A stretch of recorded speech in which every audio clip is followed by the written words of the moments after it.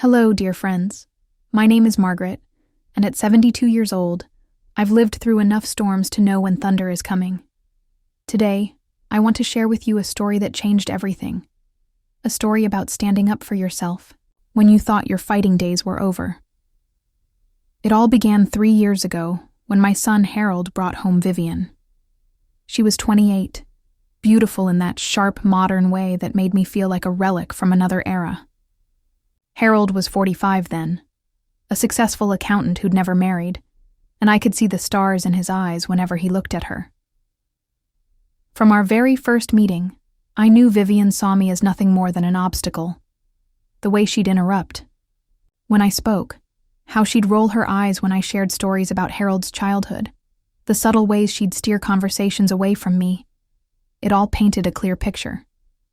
But Harold was so smitten, so hopeful after years of loneliness, that he couldn't see what was happening right in front of him.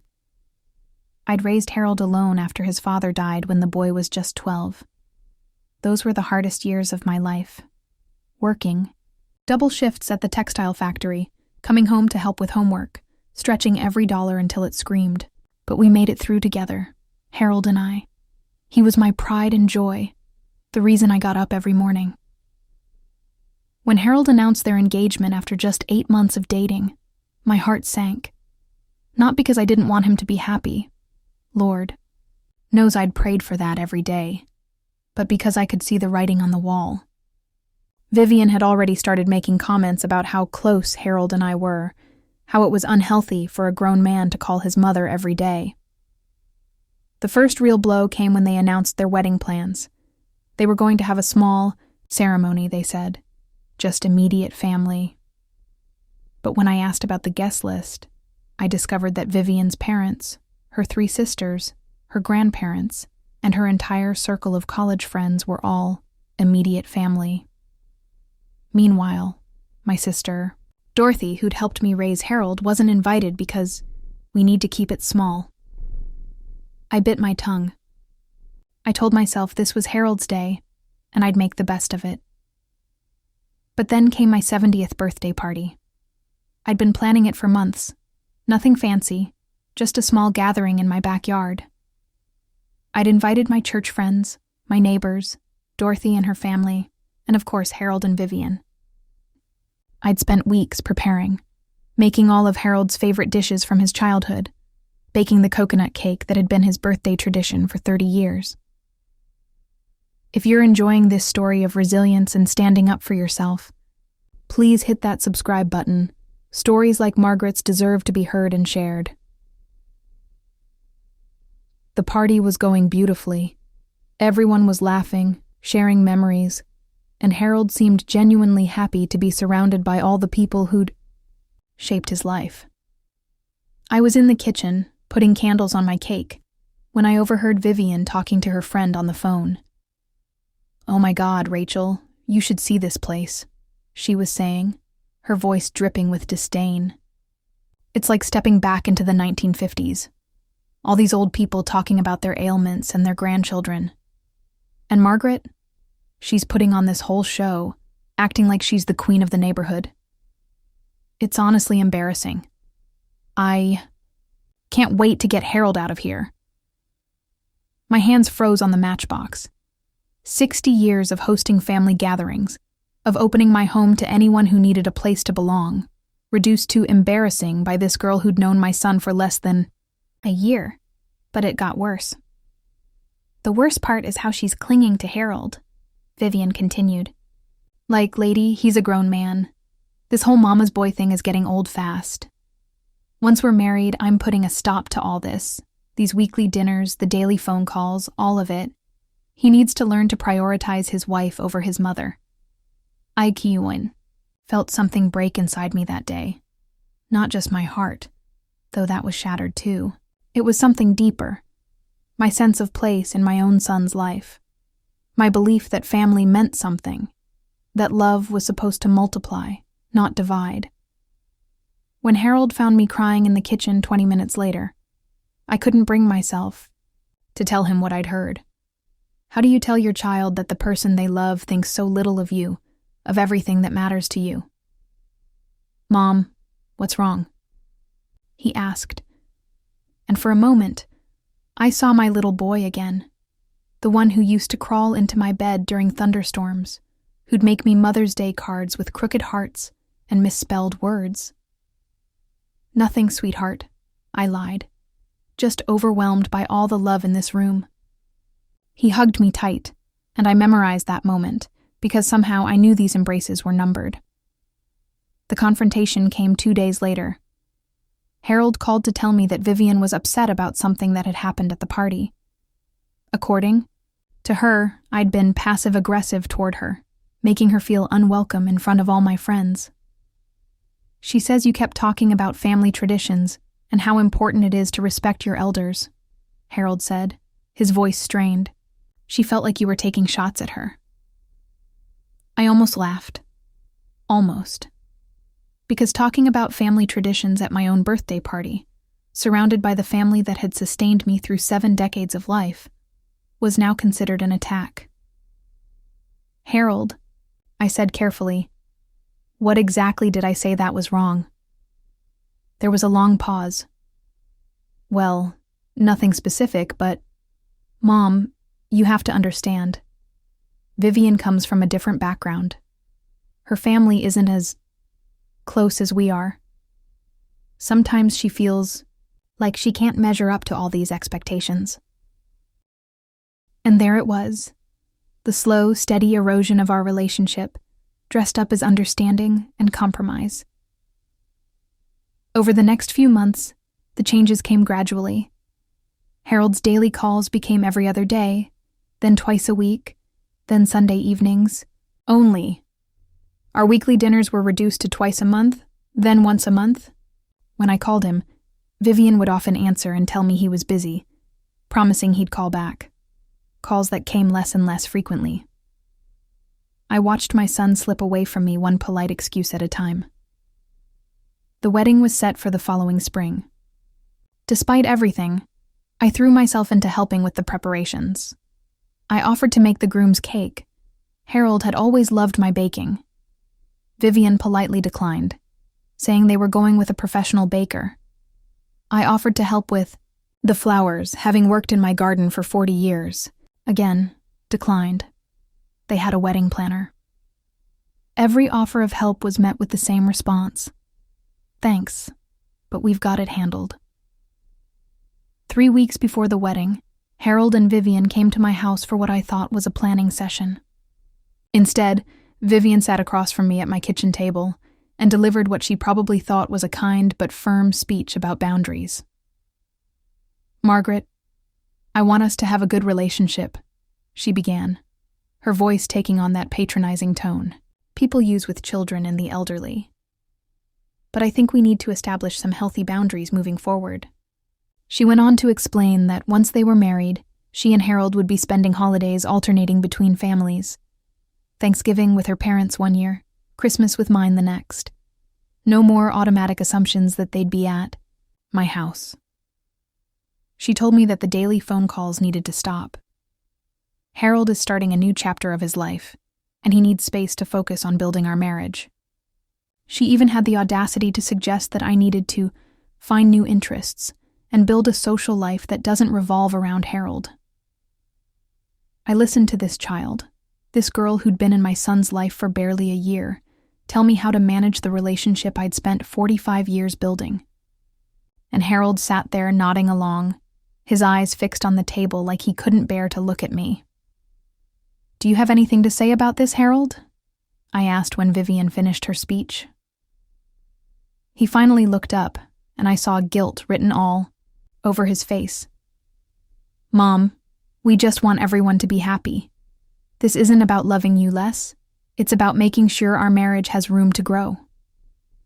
That night, after they left, I sat in Harold's old bedroom, surrounded by his childhood treasures, his Little League trophies, his school photos, the Father's Day cards he'd made me because I'd been both mother and father to him. I realized that I'd been fighting the wrong battle. I'd been trying to hold on to the past instead of fighting for my future. For those of you who understand the pain of watching relationships change, please consider hitting the notification bell Sharing these stories helps others know they're not alone in their struggles. The wedding day arrived with all the pomp and ceremony that Vivien had dreamed of. I wore my best dress, a navy blue ensemble I'd bought specially for the occasion, and I smiled through the ceremony, watching my son promise his life to a woman who saw me as nothing more than an inconvenience to be managed. During the reception, I noticed how Vivien had seated me at the family table, but at the far end, next to Great Aunt Mildred, who was 96 and mostly deaf. It was a clear message. I was family in name only, but I had a message of my own to deliver. When the time came for the traditional speeches, I stood up. I hadn't been asked to speak. The program included toasts from Vivien's father, Harold's best friend from college, and Vivien's maid of honor. But sometimes you have to make your own moment. "Excuse me," I said, raising my glass. The room gradually quieted as people realized I was speaking. "I know I wasn't on the program tonight, but I hope you'll indulge an old mother for just a moment." Harold looked panicked. Vivien's face went pale. But I had their attention, and I was going to use it. 45 years ago, I began. I held a tiny baby boy in my arms and made him a promise. I promised that I would love him unconditionally, support his dreams, and always be there when he needed me. Today, I'm here to publicly renew that promise. I turned to look directly at Harold. "Son, I want you to know that no matter what changes come in your life, no matter how our relationship evolves, my door will always be open to you. My phone will always answer when you call. My love for you will never diminish, and it will never come with conditions or ultimatums."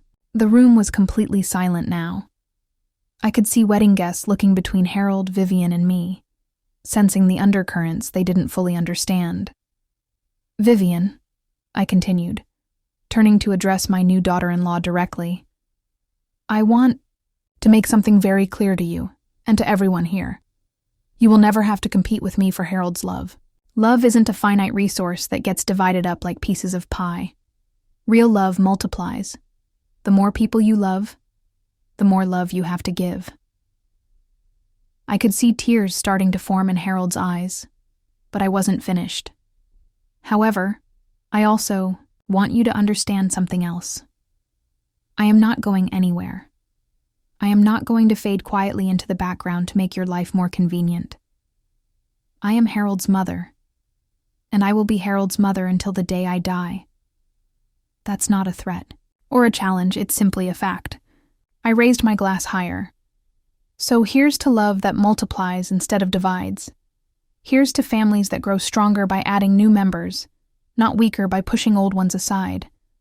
And here's to the hope that we can all learn to love each other without keeping score." I took a sip of champagne and sat down to scattered applause and a room full of very uncomfortable faces. The immediate aftermath was explosive. Vivien was furious, claiming I'd ruined her wedding and humiliated her in front of everyone. Harold was caught between anger and confusion, not sure whether to defend his wife or acknowledge the truth in what I'd said. But something interesting happened in the weeks that followed. First, Dorothy called to tell me that half the wedding guests had approached her afterward to say how much they'd respected my speech. "You said what a lot of us were thinking," she told me. "That girl needed to hear it." Then Harold's best friend, Robert, called. "Mrs. Henderson," he said, "I've been Harold's friend for 20 years, and I've watched him become a different person since he started dating Vivien. Your speech reminded him, and all of us, who he really is." More importantly, Harold himself began to change. It wasn't immediate, and it wasn't dramatic, but slowly, he started reaching out more. A phone call here, a visit there. Not because Vivien had given him permission, but because he'd remembered what family actually meant. The real turning point came 6 months after the wedding, when Harold showed up at my door on a Tuesday evening, unannounced and clearly upset. "Mom," he said, "I think I made a mistake." We talked until 3 in the morning. He told me about the isolation he'd been feeling, how Vivien had systematically worked to distance him from everyone who'd been important to him before their marriage. It wasn't just me. She'd found reasons to criticize his friendships, his hobbies, even his job when it required travel that took him away from her. "She says it's because she loves me so much," he said. "But it doesn't feel like love anymore. It feels like ownership." I didn't say "I told you so." I didn't need to. Instead, I made him a cup of coffee and listened while he worked through his feelings out loud. "What do I do, Mom?" he finally asked. "You remember who you are," I told him. "You remember that love should make you feel more like yourself, not less. And then you decide if that's the kind of marriage you want to live in for the next 50 years. If Margaret's story is resonating with you, please take a moment to subscribe to our channel. These real-life stories of courage and resilience need to be heard by others who might be facing similar challenges. The divorce wasn't pretty. Vivien fought Harold on everything: the house, the savings, even his grandmother's china set that had been in our family for generations. She told anyone who would listen that I had poisoned Harold against her, that I was a manipulative old woman who couldn't let go of her son. Maybe there was some truth to that last part. Maybe I had held on too tightly, been too involved, expected too much. But I'd learned something important through this whole ordeal. There's a difference between holding someone back and refusing to be pushed aside. Harold moved back home with me temporarily while he got back on his feet. For 3 months, we lived together again. Not as the dependent child and overprotective mother we'd been before, but as 2 adults who genuinely enjoyed each other's company. We established new patterns, healthier boundaries. He helped me understand that my fierce protectiveness, born from years of single parenting, sometimes came across as controlling. I helped him see that his desire to please everyone often meant he ended up pleasing no one, least of all himself. One evening, as we sat on the porch watching the sunset, Harold turned to me and said, "Mom, I owe you an apology." "No, you don't," I replied. "You were following your heart. That's what I raised you to do." "But I should have stood up for you. I should have seen what was happening and protected our relationship, instead of just going along with everything Vivien wanted." I reached over and patted his hand. "Son, sometimes we have to lose something to realize how much it means to us. You're not the first person to get swept up in a romance and lose sight of everything else." "How did you know?" he asked. "How did you see so clearly what I couldn't?" I thought about that for a long moment, because I've lived long enough to know the difference between love that builds you up and love that tears you down. When someone truly loves you, they want you to be happy, even if that happiness doesn't always center around them. They don't try to isolate you from the people who matter to you. They try to become part of that circle. Harold is 50 now, and he's found real love with a wonderful woman named Patricia.